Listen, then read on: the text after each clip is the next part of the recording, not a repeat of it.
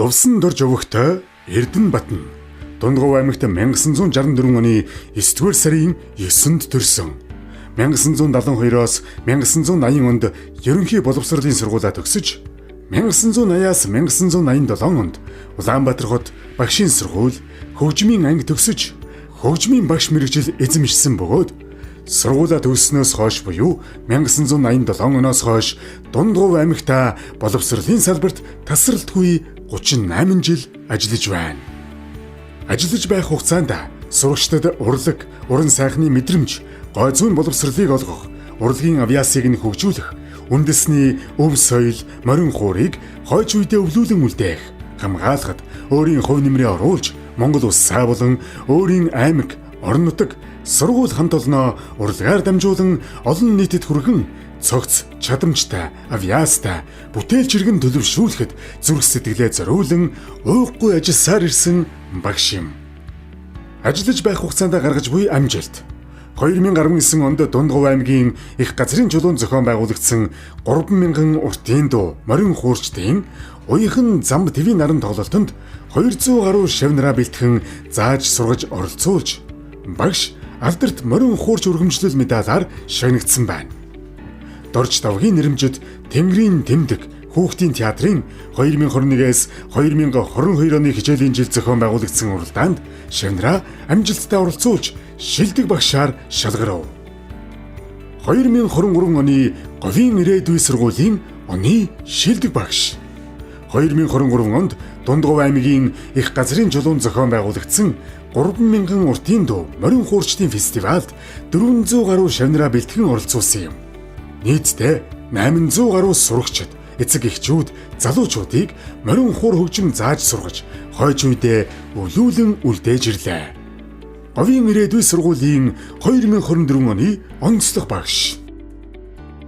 Авсан гавьяа шагналаас дурдвал 1990 онд Монголын залуучуудын холбооны хөдөлмөрийн алдар медаль, 1996 он Монголын залуучуудын холбооны тэргүүний сэхэтэн залуу медаль, 2009 онд боловсрал, соёл, шинжлэх ухааны яамны жуух бичиг, 2011 онд боловсролын 90 жилийн ой медаль, 1994, 2004, 2014, 2024 онуудад сайн цагаан сумын 70, 80, 90, 100 жилийн ой медаль, 2011, 2022 онд Дундгов аймаг байгуулагдсны 70, 80 жилийн ой медаль, 2012 он Монголын залуучуудын холбоо залуу үеийг халамжлан хүмүүжүүлэгч, 2013 онд боловсролын тэргүүний ажилтан цол тэмдэг, 2014 онд соёлын тэргүүний ажилтан тэмдэг.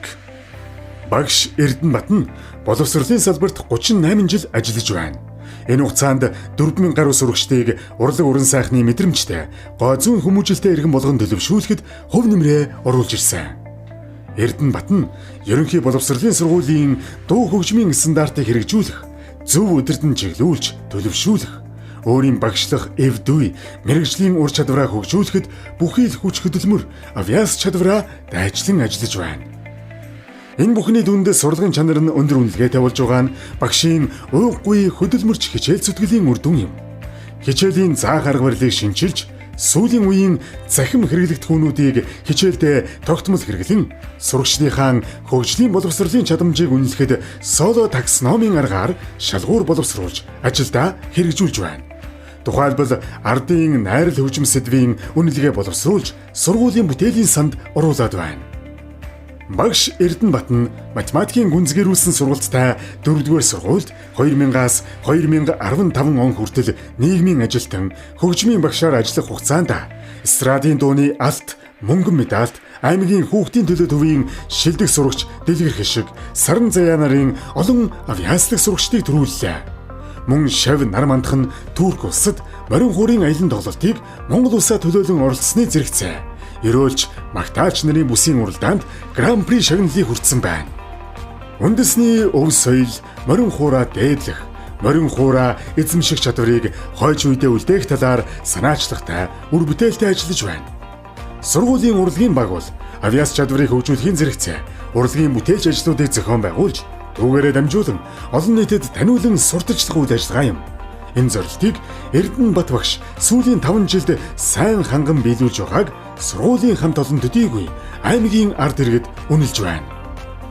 2012 оны ихэр сурагчид, багш, ажилчдын хамтарсан гигэн аялгау 1 урлагийн тоглолтыг амжилттай зохион байгуулав.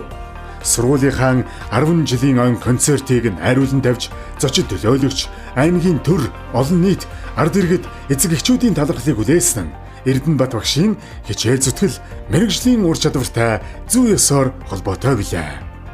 Эрдэнэбат багш нь Монголын нэртэй хөгжмийн зохиолчдын морин хуурын бүтээл, үндэсний хөгжмийн бүтээлийг нийтийн хүртээл болгохын зэрэгцээ, дуунуудын аяыг зохиосон нь олонд танигдсан уран бүтээлч болохоо харууллаа. Монгол Улсын засгийн газраас дэвшүүлсэн авиас хөтөлбөрийн хүрээнд 200 гаруй суралцагч хүүхэд залуучуудад морин хуур, уртын дуу заан сургаж, морин хуураар аймгийн шилдэг багшаар шалгарсан бүтээлч, соёл урлагийн төлөө бие сэтгэлээ зориулдаг уран бүтээлч багш юм. 2011 онд Улаанбаатар хотод Мишель Экспо дээр зохион байгуулагдсан сайн цагаан үзэсгэлэн худалдаанд морин хуурын 20 сурагчийн бүрэлдэхүүнтэй тайлан тоглолтоо хийж нийслэлч үзтэй уран бүтээлээ дэлгэн тавьсан. Эрдэнэбат багшийн шавнар жил бүр амжилт гаргасаар байна. Эрдэнэбат багш морин хуурын хөгжмийг сурагчдад заахын зэрэгцээ, Сумдын хөгжмийн багш нар, соёлын төвийн багш нарыг аймгийн боловсролын газартай хамтран сургаж байна. Багш Эрдэнэбат морин хуур хөгжим зориулсан Сүхбаатарын хөгжим Үүлэн бор, Жансан Норвын хөгжим Монгол аялгау, Пүрэвхүүгийн хөгжим Эклийн их шиг, Жамянгийн хөгжим Ардын аялгау, Идэрбатын хөгжим Морин төвөргөөн, Дамдын сүрэнгийн хөгжим Найрын дуу, Чин зоргийн хөгжим Идрэнгийн говь, Ардын дууны найруулга зэрэг алдартай 10 гаруй хөгжмийн бүтээлүүдийг хүүхэд багчуудад заан сургаж, мөн нутгийн хөгжмийн зохиолчдын мартагдаж болзошгүй хөгжмийн бүтээлүүдийг зааж сургаж байна.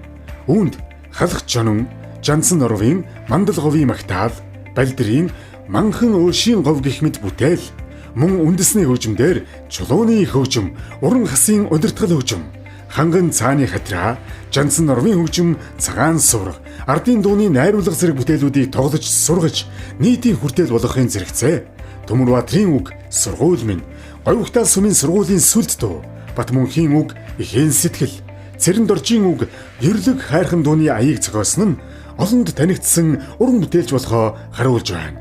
Бид бүгдийн бахархал болсон Монгол Улсын соёлын тэргүүний ажилтан, боловсролын тэргүүний ажилтан Эрдэнэбат багш нь одоо хүртэл Дундгов аймгийн сайн цагаан сумын ерөнхий боловсролын говийн ирээдүйн сургуульд хөгжмийн багшаараа ажилласаар байгаа билээ.